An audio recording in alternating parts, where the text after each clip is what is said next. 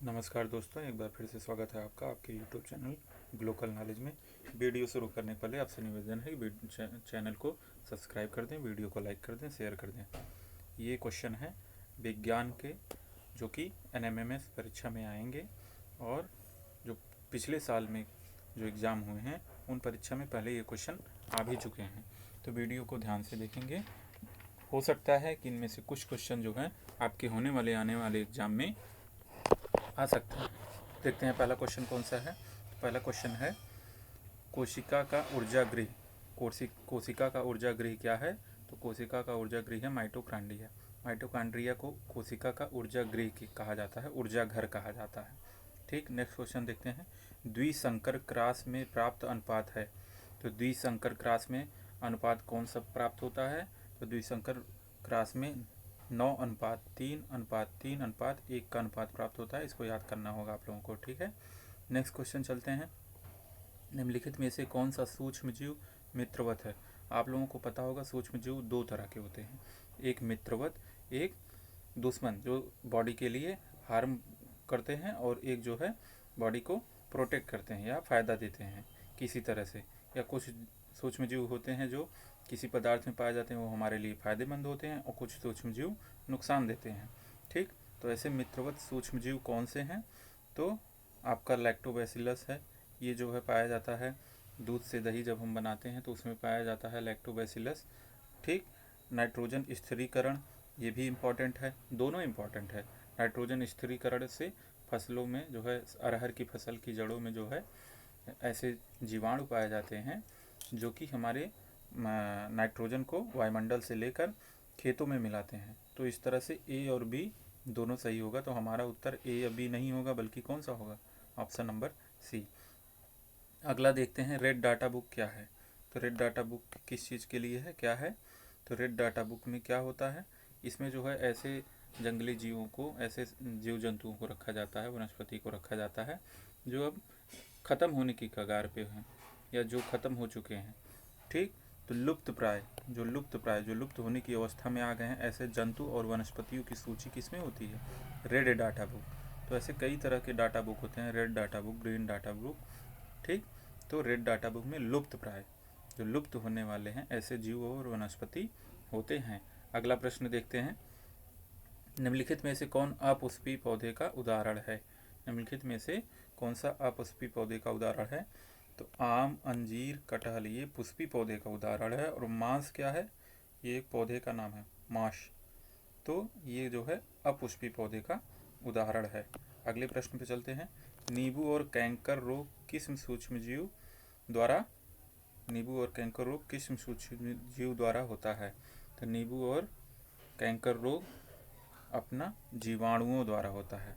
तो सूक्ष्म जीव कई तरह के होते हैं, जीवाणु होते हैं, विषाणु होते हैं, कवक होते हैं। ठीक, तो उनमें से जीवाणुओं द्वारा नींबू और कैंकर रोग होता है। अगला प्रश्न देखते हैं, निम्नलिखित में से किन पौधों में पत्तियां कांटों में रूपांतरित हो जाती हैं?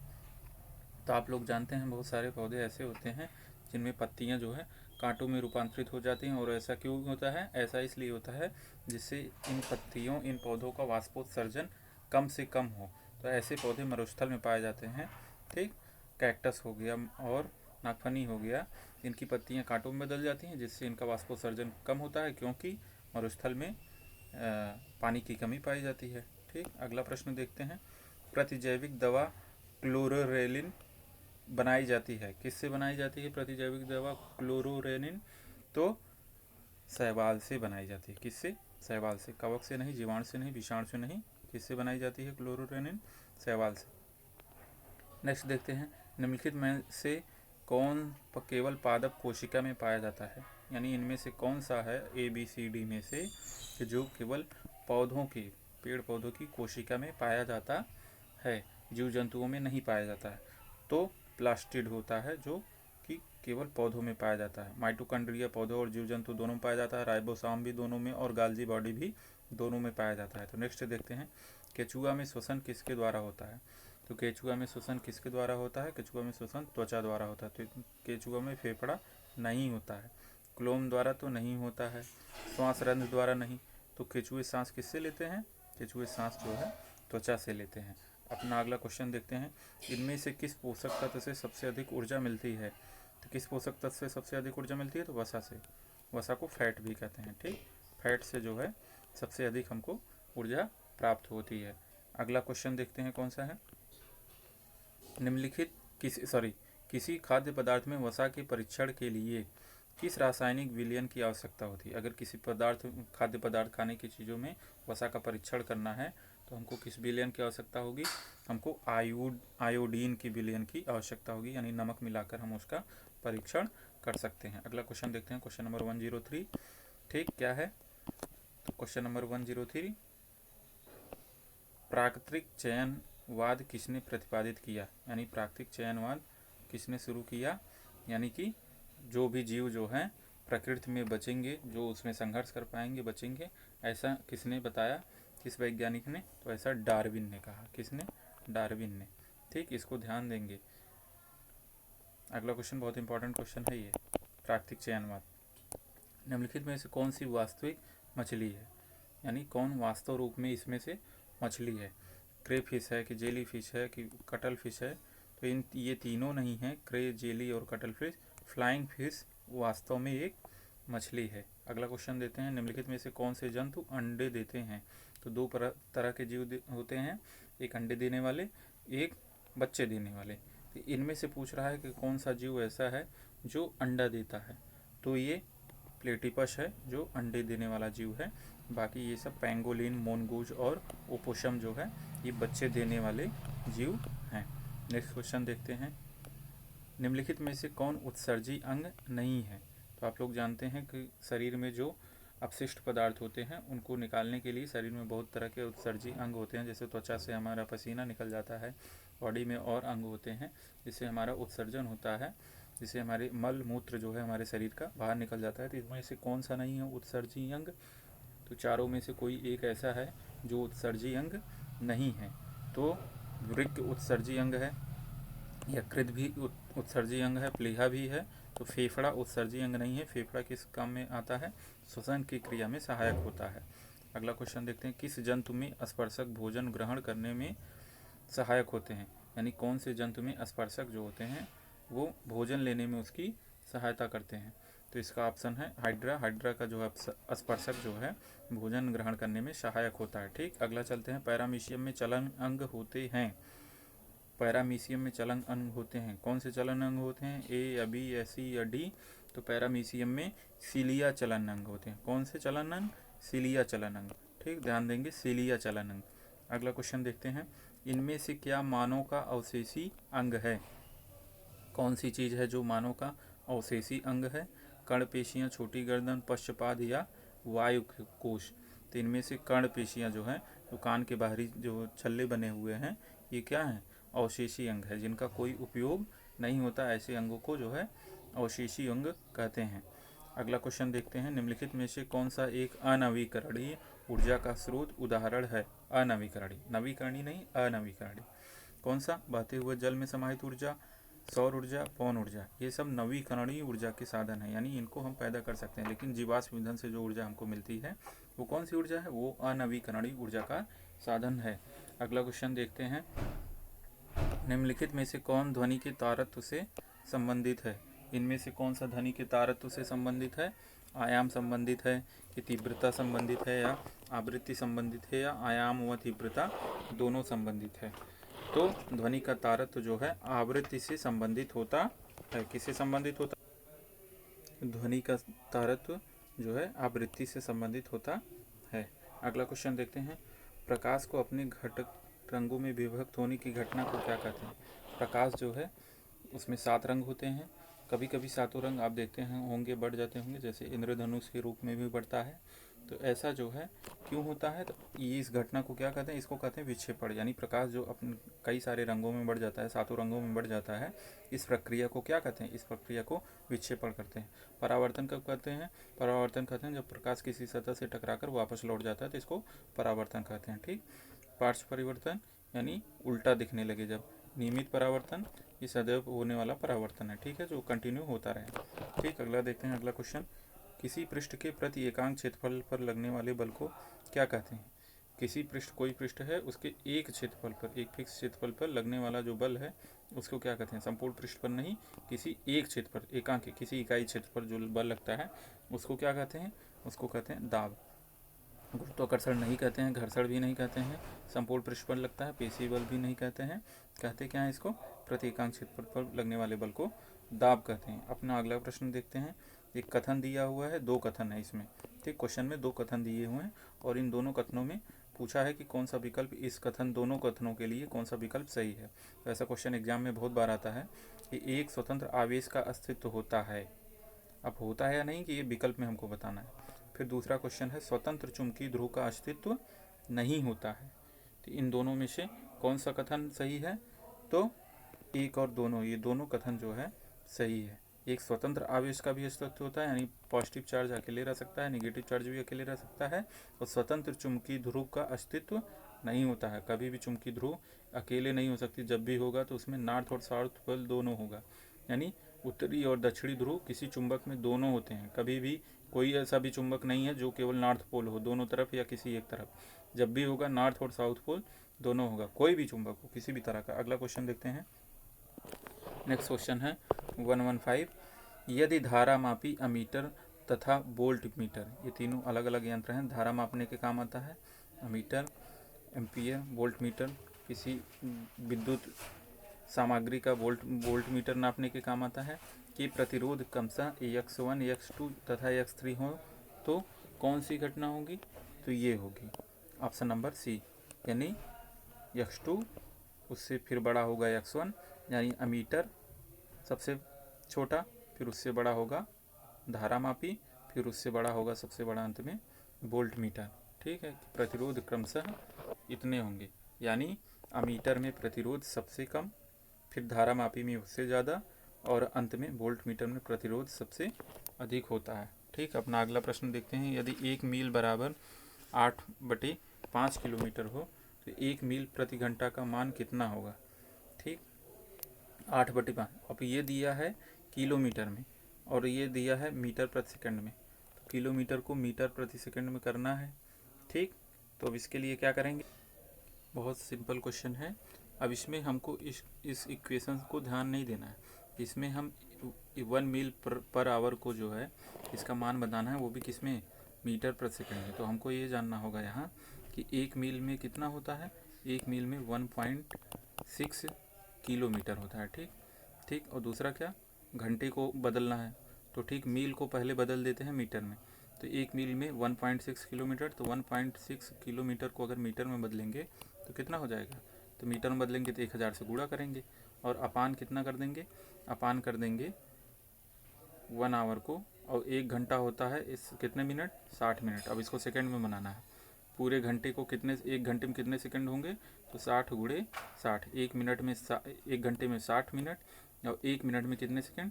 60 सेकंड, यानी इसका गुणा कर देंगे।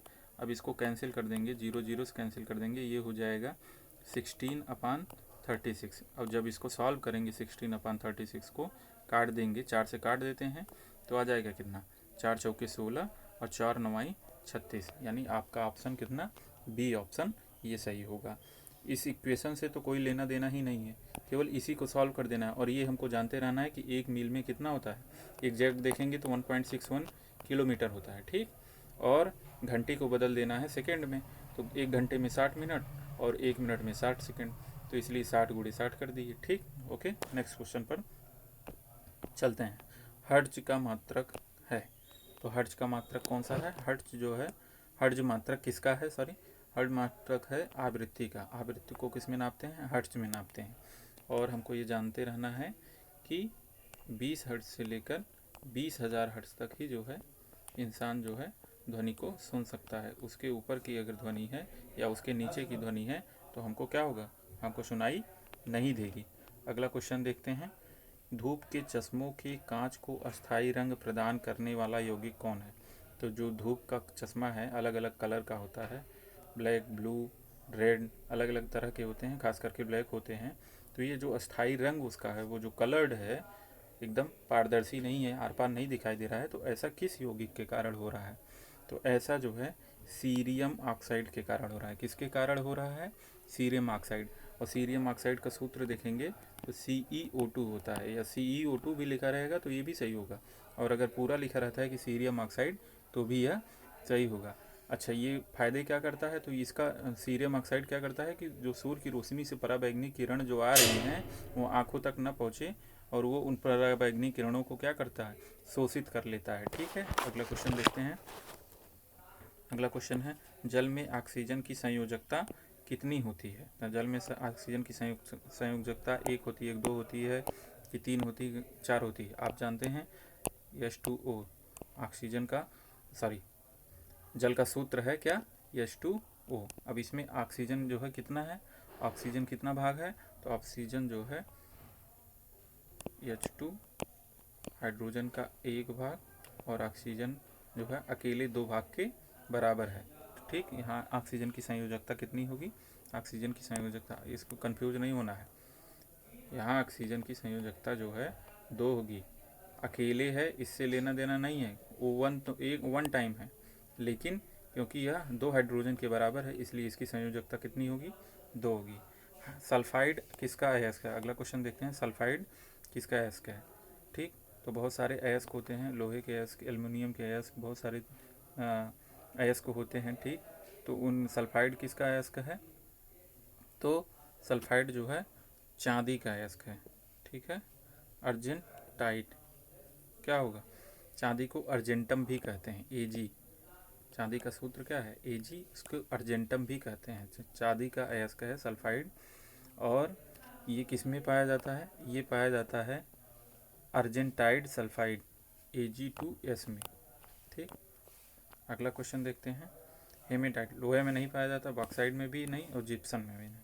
अगला देखते हैं, पीतल के अवयवी धातु कौन कौन से हैं, यानी पीतल किन किन धातु से मिलकर बना होता है, तो कॉपर और जिंक, यानी तांबा और जस्ते से मिलकर पीतल बनता है। ये बहुत सारी परीक्षाओं में क्वेश्चन पूछा गया है, पीतल और कांसा। ठीक, तो यह पीतल जो है किससे बना है, कॉपर और जिंक से, तांबे और जस्ते से। जस्ते को जेडेन कहते हैं, जिंक कहते हैं, और तांबे को कॉपर Cu कहते हैं। नेक्स्ट चलते हैं, द्रव सोना किसको कहते हैं, लिक्विड सोना जो है किसको कहा जाता है, तो पेट्रोल को जो है, पेट्रोलियम पदार्थ जो होते हैं, पेट्रोलियम अयस्क को जो है लिक्विड सोना कहते हैं। और इसमें बहुत सारी अशुद्धि होती है, इसको निकाल लेते हैं और इसमें फिर अलग अलग तरह के पेट्रोल, डीजल, ठीक, मोम, पैराफिन, बहुत सारी चीज़ें मिलती हैं, फिर इसी कारण से इसको द्रव सोना भी कहते हैं। LPG में किसकी मात्रा अधिक होती है, बहुत सारे एग्जाम में पूछा जाता है कि LPG में मात्रा किसकी ज़्यादा होती है, बहुत सारे एग्जाम में आया हुआ क्वेश्चन है। तो ब्यूटेन और प्रोपेन का मिश्रण होता है, तो प्रोपेन तो दिया नहीं है, तो ब्यूटेन जो है हमारा उत्तर होगा। ठीक, अगला देखते हैं, मृदु कांच बनाने में किन पदार्थों का उपयोग किया जाता है। ठीक, एक कठोर होते हैं और एक मृदु होता है, 2 तरह के कांच होते हैं, मृदु और कठोर। तो मृदु जो नरम कांच है उसको बनाने में किस चीज़ की आवश्यकता होती है, तो उसको बनाने में Na2 CaO SiO2, Na2O3 CaO SiO2। ठीक, अगला क्वेश्चन देखते हैं, केरोसिन में कौन सी धातु रखी जाती है, तो केरोसिन में कौन सी धातु रखी जाती है, तो केरोसिन में सोडियम रखा जाता है। अब सोडियम जो है ऐसा धातु है कि पानी में अगर इसको फेंकेंगे तो सोडियम जो है आग लगा देगा, पानी में आग लगा देता है। और जबकि मिट्टी के तेल में अगर इसको रखना है, सुरक्षित रखना है, तो इसको मिट्टी के तेल में रखेंगे तभी ये जो है सुरक्षित रहेगा। हवा के भी संपर्क में ये नुकसान हो जाता है, और पानी में तो अगर डाल देंगे तो तुरंत आग पकड़ लेगा। तो मिट्टी के तेल में अगर इसको रखते हैं तो ये सुरक्षित रहता है। अपना अगला क्वेश्चन देखते हैं,